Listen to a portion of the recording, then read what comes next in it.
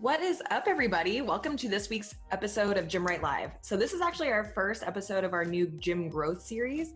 These shows are going to be a little bit shorter and they're going to be packed with really great information that you can use to grow your gym.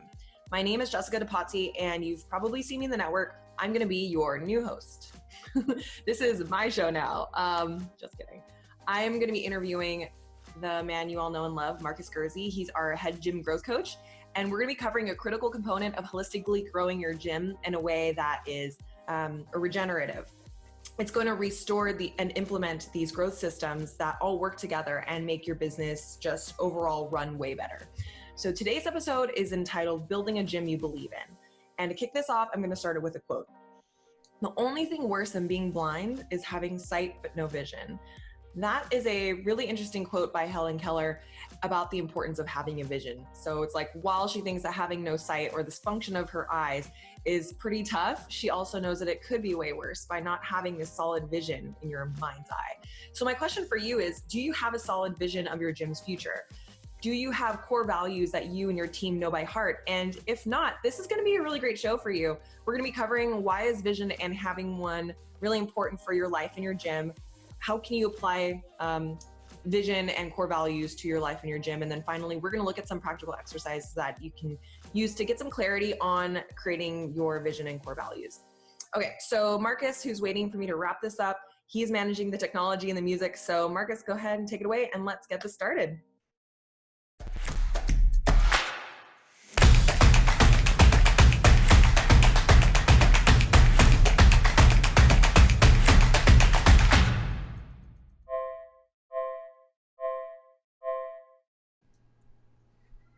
Marcus Gurzy, here you are.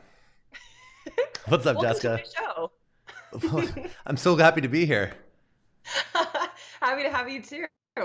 No, this is really great. I'm so excited that we're doing this new growth series because we had talked for a long time about creating like this really fluid type of series of shows, and I'm glad we're finally getting to it.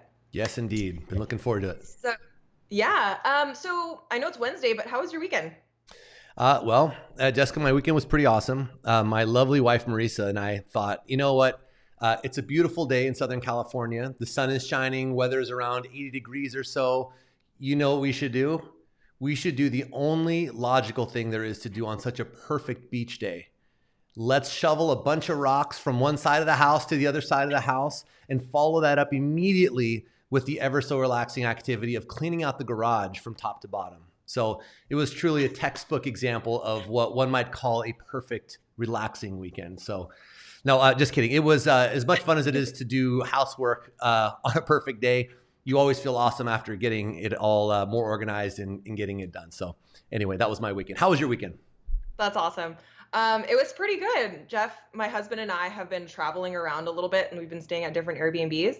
And we've been doing like a little bit of work here and there too, so we haven't had a ton of time to do fun things. But like, I'm probably an Airbnb host's worst nightmare. When I like check into a place, I like to snoop around.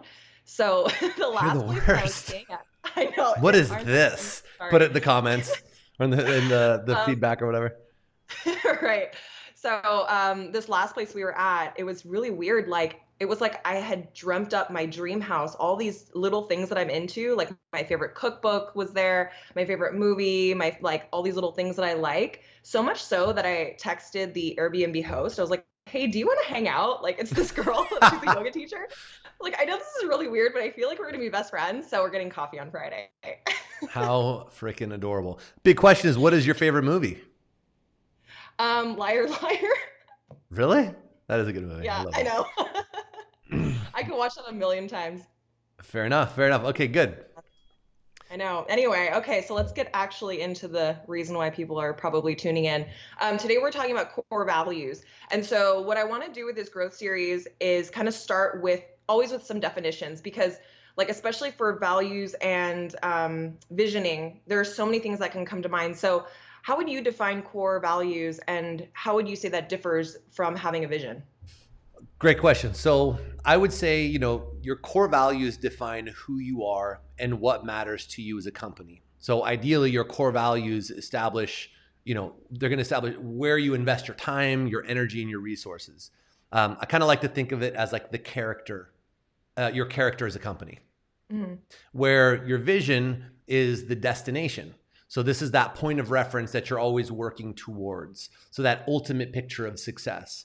If all your plans and goals were fully accomplished and everything went according to plan, this is where you will end up. So your vision is unchanging and really should be written in ink. So it's that beacon that everyone is working towards. So okay, great. Yeah. So all that said, on that subject, because when we start working with gym owners, this is a place where we start is identifying, and helping clarify what someone's vision is. And, I've just seen so many times over the years where people are like, oh no, I know what we're doing. And it's always this very vague, very generalized answer, right? It's like, oh, well, success means blank. And it's kind of the same definition of success I've heard floating around forever in the industry. It's, a certain member number is usually the reference. It's not, the impact that we're making, who we are, how our brand is received, what types of jobs we're providing. It's none of that is part of that answer. It's usually just, oh, success means X amount of members.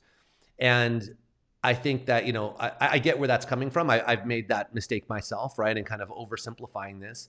But it's not sufficient, because really everyone has their own unique version of success. And I think that a lot of people are just afraid to explore that and admit that, because it'll be different from what other people are used to, but it's actually the exact piece that's most important about all this. So whether we're talking core values or we're talking about your vision, in my opinion, generic is almost as bad as nothing, right? Because you're really just doing nothing, right? So it's just like when a member comes into your gym and you ask them, what's your goal? And they say, I want to be fit. Well, what the hell does that mean? Fit for what? On what standard? My standard? Yours? I don't know what your standard is, right? And it's the same kind of thing. It's like, well, I want to work out. I want to. What's the trick to getting fit, or what's the trick to looking really good, or being really rich, or whatever the thing is that someone's asking you about? Well, what in what context? What are you looking for? What does that mean to you? And you have to always unpack that a little bit further. And I think as coaches, we get so used to doing that with other people, trying to help them clarify what success means to them, so that we can quantify, what, first of all, the results that we're going after, and then actually put together a program that gets you there effectively, right? And whether you're working with a coach or not, I think it's absolutely imperative that you have this beacon and these standards that you're going to hold yourself to along the journey to that destination. Definitely. Before we hop Oh boy. I saw that Coach Emily. Hey, Jess, go ahead and start that back? piece again, because you just turned into a robot for a second. I'm pretty sure that came across everyone watching too. So before we move on, you said okay, cool.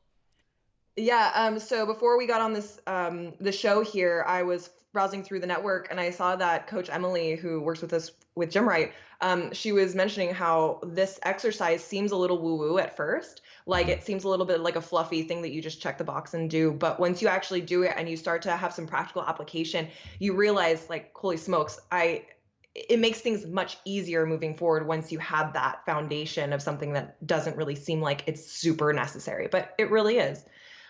So on that note, let's talk about some practical application. When you and Scott owned CrossFit Active Performance in Orange County, could you tell us about a time that was maybe challenging, where you guys realized you needed a more solid vision or set of core values, or maybe even like a time when you were able to lean on your values to get you through a challenge? For sure.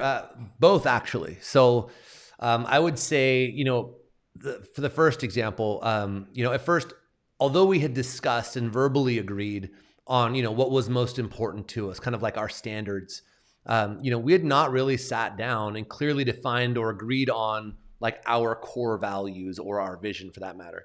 And I think we were like a year in or so before we really started to feel some pretty serious growing pains, specifically around how to scale quality in terms of the culture that we had fostered, the class experience, our team, and all that.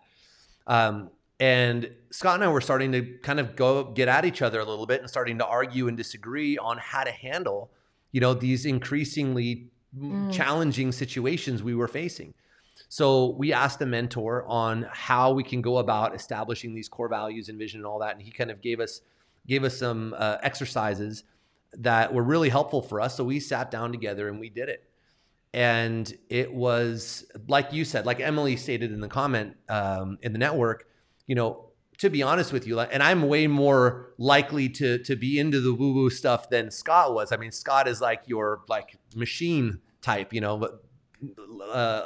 number cruncher, detail, legal, like he's that guy. And so for me to be like, all right, now let's talk about our vision and our core values. And he was just like, what the hell, but we both came out the other side like just completely blown away with how we felt and how differently instantaneously our conversations were about resolving these issues. We were so much more easily able to now look at the problems and say, okay, coach so-and-so, this is an issue, or how do we do this and deal with that?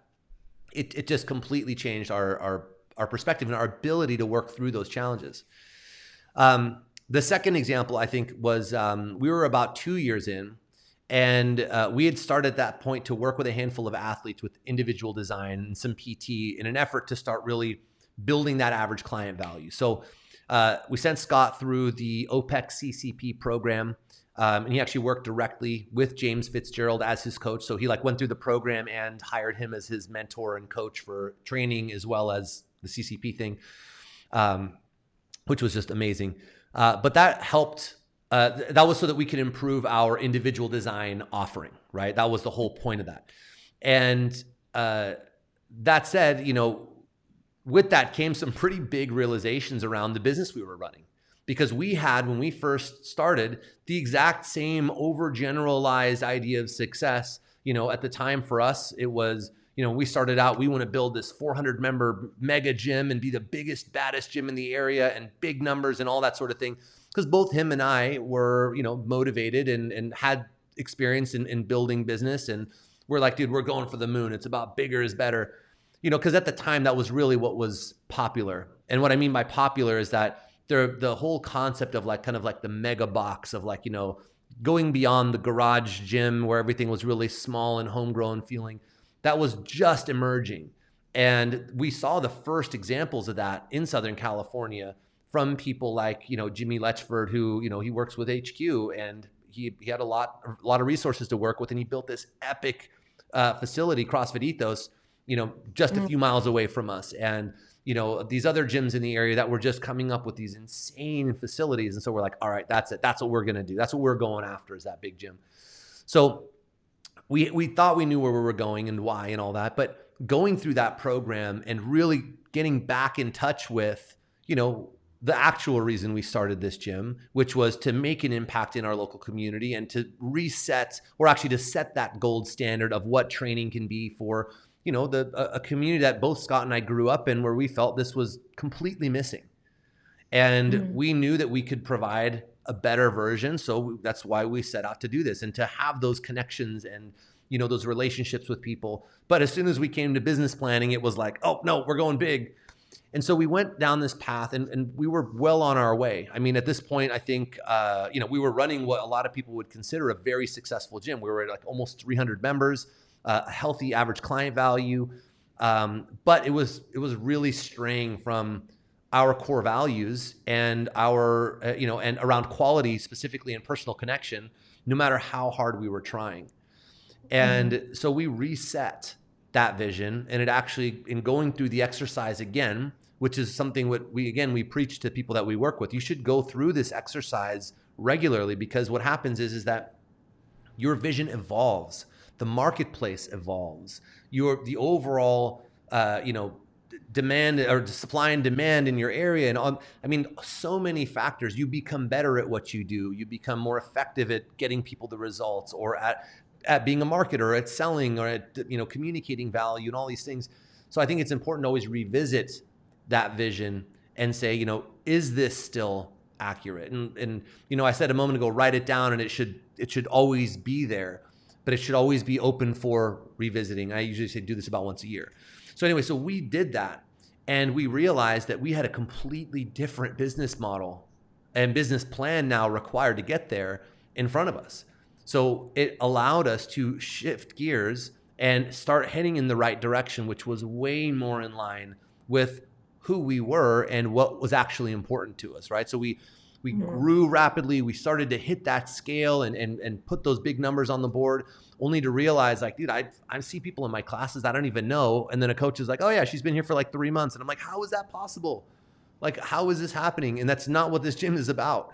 And, so we revisited it and we actually raised our prices. We consolidated, our programs, and we brought it on track to where we were going. And it was just free flow from there. Awesome. It's like your core values and your vision have to be so impactful for the two of you that, like it has to get you excited about getting out of bed in the morning, right? And that's why having 100%. like the gym membership number doesn't work. That's not exciting. Your team doesn't care about that. You Right. guys barely cared about that.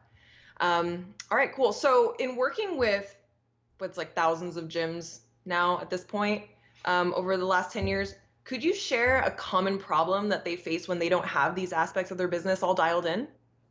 Yes, absolutely. So, really what the common issue is, the bigger issue is that their business plan or lack thereof doesn't match their unique definition of success. Again, they're doing exactly what we did, which is you are trying to, it's like you're almost like following someone else's vision or this like, the popularized definition of success rather than really tuning into what it means to you and then building a business plan that gets you there. And we start the program off with this because before we get into talking about sales or marketing or retention or selling more products, for any of that, we need to make sure that we know who we are and what's most important to us and where we want to go and why. And that allows us to now have a framework for making decisions, because without that, you're just basing it off of how you're feeling or what's happening that day or that particular circumstance, rather than saying, I know where we're going and why, and here are the standards that we have agreed upon to hold ourselves to along the way. And it makes it so much easier to make smart business decisions. And whether it's around sales or marketing or any of that, or staffing or hiring and firing, it makes it so much easier. And so for one, obviously it makes it easier for us to now guide them in the right direction, because the last thing I want to do is guide you in the wrong direction, because you're now just going to have that much more to unwind when you do figure out what your direction is and have to fix it.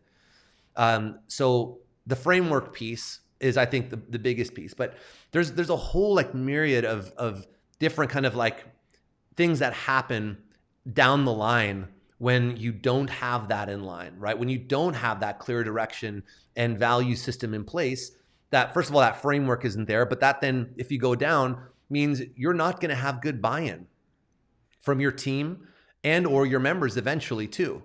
And I bet you there's someone listening to this going like, yeah, right, our community is amazing, which by the way, I'd say 9 out of 10 gym owners, when we get on, I say, what's your biggest strength? Coaching and community. So if that's what you're saying, you're wrong. Take it off the list. That does not count.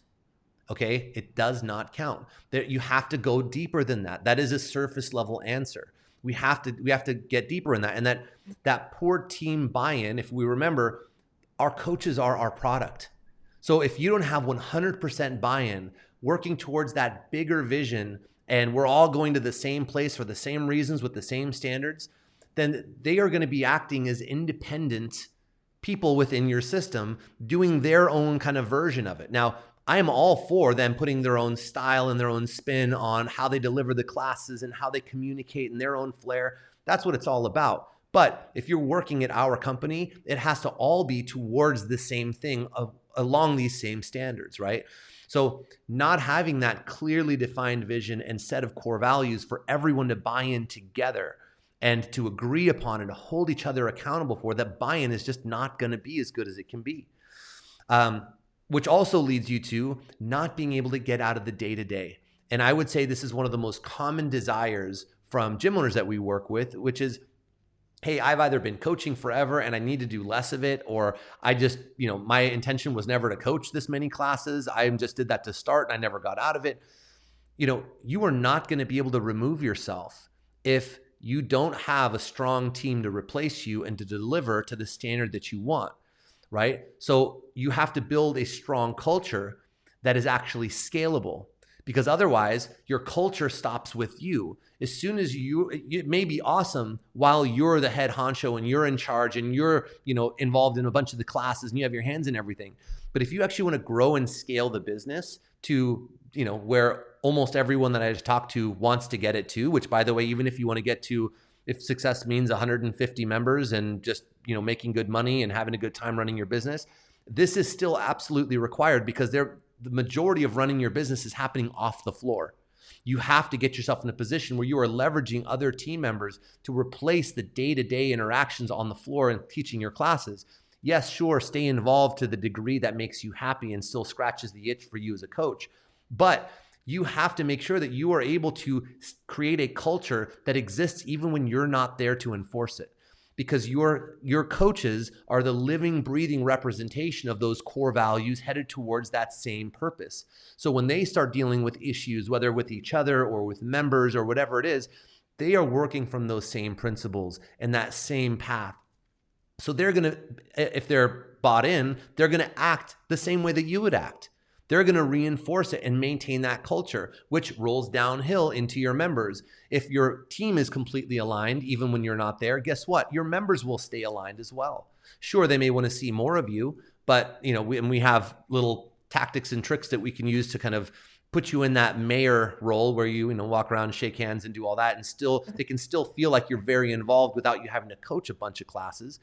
But you'll never get past a certain point, and that will become a problem very quickly because usually the pace and the volume that most gym owners are working at when they first start in those first 2 to 5 years is not sustainable at all, right? It may be what's necessary to get it off the ground, but it will never get you to where you actually want to be, where you're able to come and go as you please, take an extended vacation, and the business is running and maintaining everything. It's growing, it's healthy. You're not having an exodus or coaching issues or all that and in between. Right. I mean, it sounds like it'd be better to have all of these things locked in right from the beginning so you can leapfrog over all of those challenges. But like you were mentioning, there are a lot of gym owners and gyms and gym cultures that don't have these things set into place. So what would you do or suggest to somebody that was, let's say, 5 years in without having anything like this in place? Can you just create your values and vision and just go from there? Or is there like a longer process to make this more actionable and like get people really buying into it? Look, absolutely. It's never too late to clarify your core values or your vision or re-clarify. In the case of, maybe you put some boilerplate answer together, which by the way, a lot of people do when they start. They're like, oh, we need our values and our mission statement. And by the way, they all look the same. Everyone Googles it. The same 5 things pop up. Everyone goes through the same, very generic exercise or copy and paste the same thing, just edits the words. It's not actually their authentic vision or core values in a lot of cases. So whether that's you or or you don't have anything in place, that's fine. You're here now, right? We live, we learn, we work with what we have today.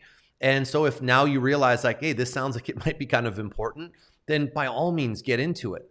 And we're going to give you some things that you can do here in a little bit to kind of get you started on that. But as far as like what is the process, right? So can they just put it together and go? Yes, but I think that if you're already in flight, there's a better way to do it. And what I typically instruct people to do is let's start with you first, right? Let's have you go through this exercise head to toe. We have it's a whole series of exercises, by the way. But once you go through that and you have clarified for yourself the vision, your goals, your core values and all that, what I suggest is now hold a team meeting and get all of your people into the room together and say, hey guys, we either had this or we didn't have this. I'm realizing now how important this is in order for us to get where we're trying to go and to, be as good at what we want to be as we, or be as good as we want to be, whatever. You get the point. To be as good as we want to be in the marketplace and in this business for our members, for ourselves, et cetera. Let's do this together and do the exercises together and let them participate. Because you just showing up one day and being like, all right, guys, I got it. These are our core values. This is our vision. This is where we're going. That may feel good to you, but I can tell you right now, it does not feel good on the other end because now it's a dictatorship. And a team is not a dictatorship.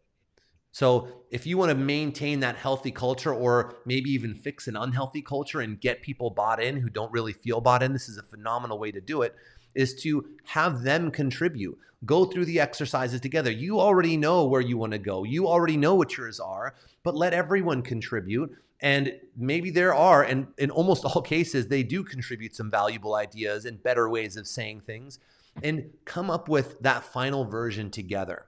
And you can say, hey, I've already done some of these exercises myself and I have some things that I put together, but I want to see what you do. And we can all agree on one together that we are going to, we're going to sign off on. And I mean, I would literally like write it out and have them sign, like, I agree to withhold this, to blah, blah, blah, so that you get that buy-in. Because if they are bought into, if they are part of the process and coming up with it, then they're inherently going to be more bought in, so that when you do start enforcing these core values because someone is acting out of line, or not, is going against a core value, or suggesting something that would take us off the vision, that we can all together collectively bring it back to that point and adjust. That sounds like a really fun exercise. So the first step of that would be to have more clarity on what you believe and all of that before you go to your team. So do you have any actionable exercises that you might be able to help our listeners get a little bit more clarity around like what their core values are before they go to the team? Absolutely. I like to start with some questions, and I think that'll already help guide the listeners here, viewers here. So I would start by you personally first answering a few key questions. Number one, am I clear on who we are as a business and why our business exists? Am I clear on who our ideal clients are and who they are not? Am I clear on the problem that we solve for our clients? And I mean the actual problem. Am I clear on what success looks like for all the key stakeholders in my business? As in, am I clear on what success looks like for the business? As in the model, the revenue, profit, impact, brand, etc. Am I clear on what success looks like for me as an owner and any other partners of the company? So our income, roles, work-life balance, succession or exit strategy, etc. Which, by the way, you need one or the other, no matter what. Then am I clear on what success looks like for my team? So, and that's if you have one or ever plan to have one, right? What are the roles, career paths, compensation, culture, ongoing education, etc. And then finally, am I clear on what success looks like for my clients, the results, their experience, the culture, etc. And finally, am I clear on what I need to do in order to achieve success in all of those things that I just rattled off? Because if you are not, then you are not actually as prepared. And whatever your vision or mission statement or core values that you have, if you can't go through and say, yes, yes, yes, absolutely, all the way through, then it's not clear enough, and you need to revisit and reevaluate that mission or that vision and those core values. That's really great. Yeah. Thanks for sharing that. What I'm going to do is turn what you just went over into a downloadable worksheet for those of the Gymwright listenership who are listening right now. And then I'm going to post that in the network a little later this week, so they don't have to worry about writing it down right now. And for all of you who are listening, as a friendly reminder, we're going to be holding our live Q&A this Friday at noon Pacific. So if you guys have any questions on building your core values or your vision or anything that Marcus was explaining just now, that would be the place to get your questions answered. And then also on that topic, we have some spots open for the Foundations program. This is a completely custom coaching program we're offering for gyms who are right at that cusp of seeing some big things happen, but are struggling to get over that hump and onto the other side. So all you need to do is get on a call with Marcus, and that would be for the two of you to see if this is a good fit for you. And we're running a special kind of promotion this month because it's Gym Owner Appreciation Week month. So if you get on a call and sign up before the end of the month of July, so we have a couple weeks left, you will get $500 off of the regular price, which is pretty cool. So I will post the link to your schedule, Marcus, in the comments of this video. So you guys can just click on that, set up your call, and yeah, that'll be it. So Thanks for tuning in, everybody. And thanks for the interview, Marcus. That was really fun. My pleasure. And I will see you all in the network and on the Q&A on Friday. Awesome. Thanks, Jess. Thank you, everybody. We'll see you guys again soon. Bye-bye.